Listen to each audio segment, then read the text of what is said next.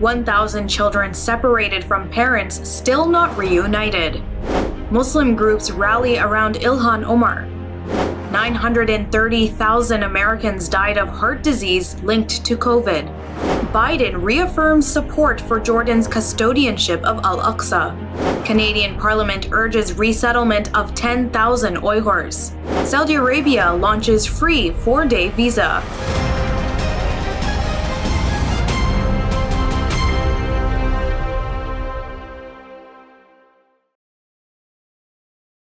From Toronto studios, this is the Muslim News on Muslim Network TV. Assalamu alaikum, I'm Saamiyah Syed.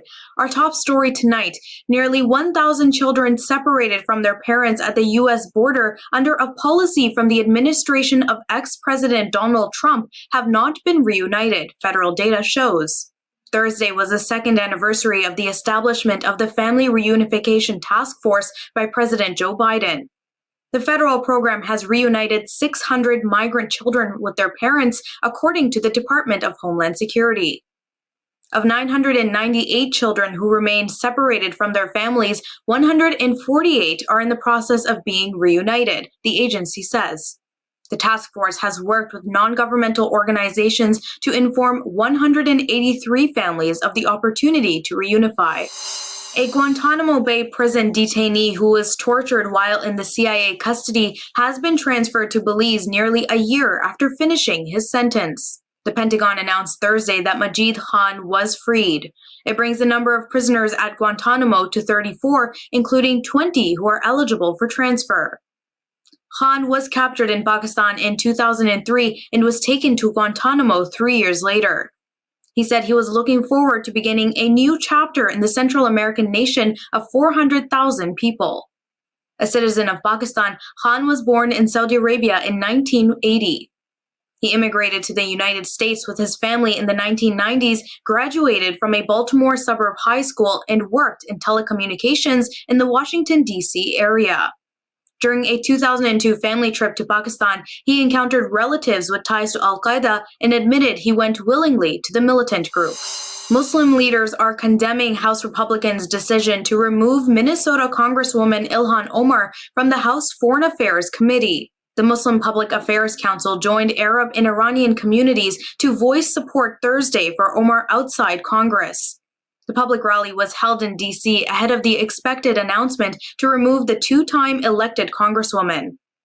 Omar is the first Somali American and first naturalized citizen of African birth to serve in the U.S. Congress. She is also the first woman of color to represent Minnesota and the first woman to wear a hijab on the House floor. Ohio Republican Representative Max Miller, one of the two House Republicans who are Jewish, proposed a resolution to remove Omar. Miller claimed Omar cannot be an objective decision-maker on the Foreign Affairs Committee given her biases against Israel and against the Jewish people. Omar condemned the mood and vowed that she would not be silenced. The American Heart Association reports that nearly 930,000 Americans died from cardiovascular disease-related causes in the first year of the pandemic. It is the largest single-year increase since 2015 and the previous record in 2003. Experts say further research is needed to define the connection, as the COVID-19 virus may have worsened cardiovascular disease symptoms. Dr. Shoaib Abdullah, associate professor at the University of Texas Southwestern Medical Center, said risk of heart problems is higher among those who have had COVID. The report highlighted several factors that may have contributed to the increase in heart disease-related deaths in 2020. Lower exercise rates are among those factors. The report also found that Hispanic, Black, and Asian communities had higher recorded deaths in 2020, as these groups often suffer from lack of healthcare access and social biases.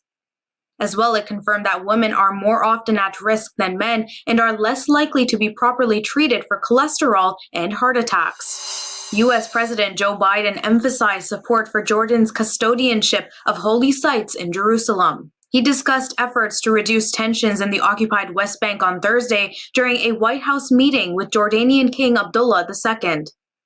It is Abdullah's second visit to the White House in less than a year and his third since Biden took office. Biden reaffirmed the close, enduring nature of the friendship between the United States and Jordan, the White House said. He also underlined his support for the legal status quo of Jerusalem's Al-Aqsa mosque complex. The United States has provided more than $8 billion in aid to Afghanistan and Afghan refugees since the fall of the former government and the Taliban's takeover in August 2021. That's according to a new report from the U.S. Special Inspector General for Afghanistan Reconstruction.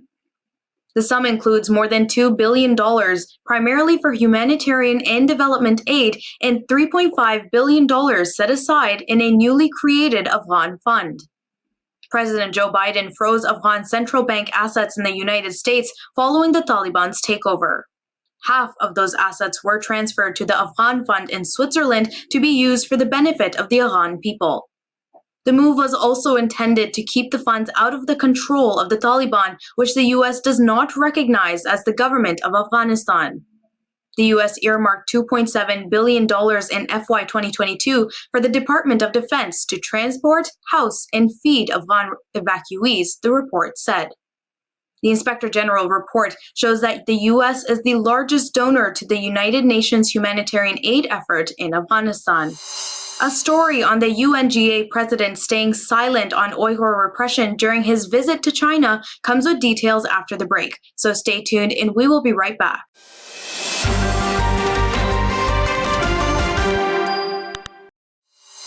UN General Assembly President Chabu Kuroshi is on a 4-day trip to China. But human rights violations against ethnic Uyghurs and other Muslim minorities in the country's northwest region have not come up in discussions with Chinese authorities. A UN report found mass detention in the region from 2017 to 2019. This included credible documentation of torture, sexual violence, forced labor, forced abortions, and sterilizations. The 48-page document concluded that serious human rights violations were committed by the Chinese government against the Uyghurs and other Muslims. China strongly denies allegations of human rights abuses there. Kuroshi has met with senior government officials and scientists working on sustainable development and water management projects. Topics discussed include Security Council reform, the war in Ukraine, and its global economic implications in multilateralism, a spokeswoman said. The focus of the official visit was sustainable development on water issues. Canadian lawmakers on Wednesday unanimously demanded the federal government allow 10,000 Uyghurs fleeing Chinese persecution into the country. The plan is to resettle the Uyghurs from Turkey, where they have taken refuge. Samir Zubairi, Liberal Member of Parliament, said the unanimous backing from an Uyghur refugee program by all federal political parties is paramount. Zubairi proposed the refugee proposal last June. His resolution sought the Liberal government of Prime Minister Justin Trudeau to draw up a plan to resettle 10,000 Uyghurs and other refugees of Muslim Turkic origins. Taha Gayoor, Executive Director of the Canadian Muslim human rights group Justice for All Canada, welcomed the resolution. He said globally, Uyghurs constitute one of the most neglected refugees. The deadline to implement the motion is May 12th. The refugee plan would start in 2024. A French court has ruled that the pork substitute meals in schools are not against secular principles, local media reported Thursday. In June 2018, the Municipal Assembly of Beaucaire prohibited pork substitute meals in school, saying it is against France's secular principles. Muslim and Jewish communities contested the decision, and human rights associations filed a complaint. The Nimes Administrative Court blocked the decision of the far-right municipality in February 2021. Beaucaire Mayor Julien Sanchez appealed the court's decision, which was rejected. The municipality can now go to a higher court, the Council of State, but a previous ruling sets a similar precedent. Norway canceled its permission to burn the Quran after Turkey warned against it, Turkey's foreign minister said on Thursday. The country summoned Norwegian Ambassador Erling Sojonsberg over plans to desecrate the holy book in the Scandinavian country on Friday. Sojonsberg was told that Ankara strongly condemned Norway's approach not to prevent the planned provocative attack, which is clearly a hate crime, Turkish diplomatic sources said. Last week, Turkey summoned the ambassadors of Sweden, Netherlands, and Denmark in Ankara over several incidents related to burning the Quran. Meanwhile, 3 copies of the Quran were found desecrated in Sweden, media reports said Wednesday. A copy of the holy book on which death threats were written was found at a bus station and 2 others at different locations in Ronneby, Swedish broadcaster SVT reported. Last month, Danish-Swedish extremists Rasmus Paludan and Edwin Wagensveld, a far-right Dutch politician, separately burned copies of the Quran in Sweden, the Netherlands, and Denmark. Iran's President Ibrahim Raisi has vowed WhatsApp and Instagram will remain blocked, blaming the online platforms for stoking protests in the country. Raisi said 2 platforms owned by U.S. internet giant Meta were at the root of the insecurity in the country during the recent riots. He added that they will be allowed to operate only if they have a legal representative in the country responsible for users' activities. Iran was rocked by major demonstrations after the death of Mahsa Amini last September. The 22-year-old Iranian Kurdish woman died after being arrested for allegedly breaching the country's dress code for women. Saudi Arabia's Ministry of Foreign Affairs launched an electronic 4-day transit visa on Monday for those arriving in the kingdom by air. The visa will be issued at no charge and will last for up to 96 hours. The new visa service aims to facilitate visits for all purposes. That includes stopovers to perform Umrah, visit the Prophet's mosque in Medina, and attend tourist events. The ministry said the service will start immediately. Passengers must submit a visa application through the online platforms of Saudia and Flynas Airlines. Officials said the digital transit visa service will continue towards the kingdom's Vision 2030 goals as regional travel hub and a global tourist and pilgrim destination. The World Tourism Organization reports that Saudi Arabia topped G20 countries in international tourist arrivals in 2022. Coming up after the break is our in-depth analysis segment, so stay tuned and we will be right back.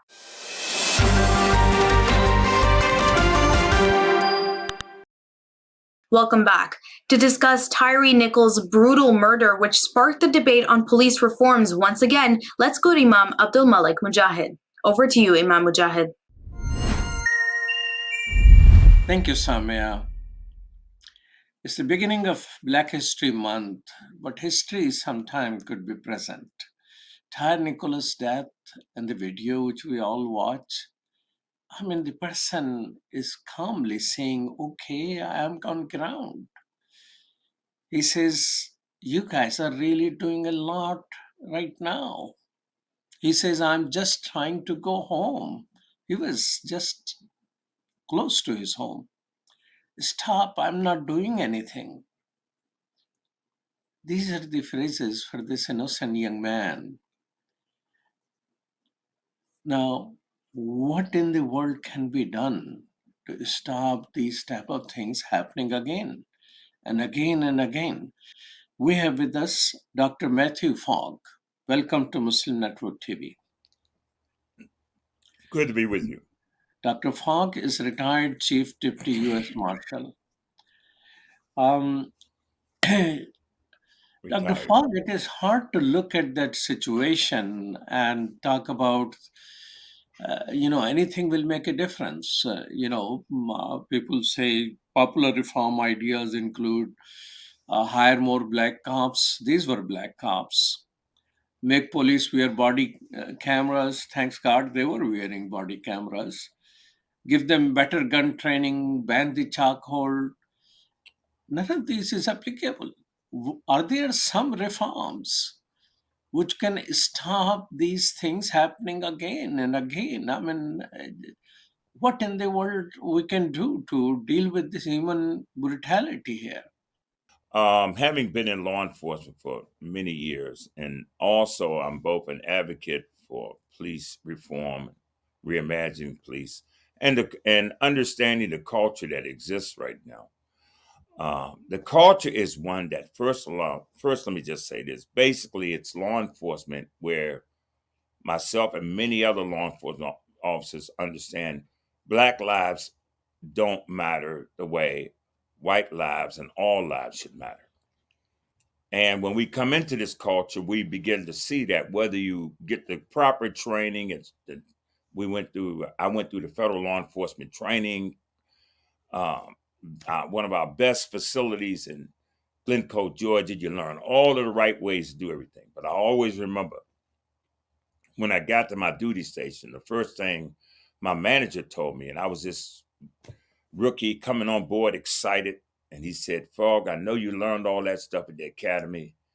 He said, but let a lot of that go because this is how we do it here. And I'll never forget that. And I came on in 1978. And basically what was happening was I learned real fast there was a culture in place. We do it, they do whatever they want to do. They do things in a certain way. Like, for example, one of the things they used to say, if you run from the police, they're going to beat you behind. They use the other word. They're going to beat you behind. Ain't no giving up. They're going to beat you. Now, that wasn't in our training. If we caught the person, you subdued them, you secured them, arrested them, whatever you had to do. But not just simply beat them because they ran from you. But that's what, and I noticed that this sort of culture of indifference and violence occurred in urban neighborhoods. You better not lock up somebody white or go in their neighborhood and do something like that because we all knew the scrutiny we would face. So yes, it is a culture in place. And I think what is happening is when we see these videos, and people have to understand, the videos are the tip of the iceberg. If Nichols, if they had not caught that on video, we would not be having this conversation today. I think come on, we all can see that. George Floyd, Eric Garner, and we can go on down, Michael Brown. We can just go on and on and on and name the incidents that were caught on video. So the key here is this. Everybody has to come to the reality that America's culture in law enforcement is a culture that is basically anti-African American or Black. And that culture works in that direction. I'm a victim of it myself in the sense of having to have filed a race discrimination complaint against my employer back in 1985. And here it is today, we're still dealing with that complaint from a class action perspective of involving 10,000 employees or applicants going all the way back to 1994. So that says to you, it is something that is there. And no matter what you do to try to fix it, if you don't get it at the top, from the president on down, where there is mandates put in place, zero tolerance, the same way we deal with sexual harassment. If we dealt with race discrimination the same way we dealt with sexual harassment, it would go away. But because people would know something would be done immediately. So these officers that we see doing what they were doing, I can guarantee you they got a history of it. Will there be some, the quick action by the Memphis leadership? Is it going to have some lasting impact on police officers to be careful? Again, that's part of the culture. The leadership has been one of the reasons why the culture stays in place, because most command and control, you're in a command and control environment. I'm myself the chief, or I dealt with in management in the marshal's office. And you want to have support of the rank and file, those people who you got to supervise, because they can make or break you as a manager. So, but what happens, especially in the Memphis situation, once it was caught on video, it was just like the Rodney King incident. Once it's caught on videos, a lot of those managers who ultimately or all the time protect these rogue employees, if it gets caught on video, now they got to answer for it. Now there has to be swift action. So everybody goes up in arms. Oh, this is terrible. This is horrible. This is just a few bad apples, and all of those type of expressions that we hear. But we know as law enforcement, we know it's much deeper than a few bad apples, because even if you're not a bad apple, if you know these officers are doing this, you're complicit in those bad apples doing what they're doing. So that makes you part of this whole culture network that continues to grow. So yes, management is taking an active role to do something now because it's been caught on video and public is up in arms about it. That's what is bringing some type of right now, what we call justice, if we want to call it that, That's what's creating this groundswell. So that is after the fact. A person is lost, he will never going to come back. What about preventing? What reforms, what decisions can avoid this thing happening again and again? Okay. Dr. Fogg, punishing officers after the fact not going to bring those people back who are lost. What type of reforms can prevent these things happening again and again? Well, and back, we're dealing with, when you're talking about reforms, again, until you hold top management accountable to say zero tolerance. If this stuff occurs under your watch, not only will the person that did it, but you're going to have to answer.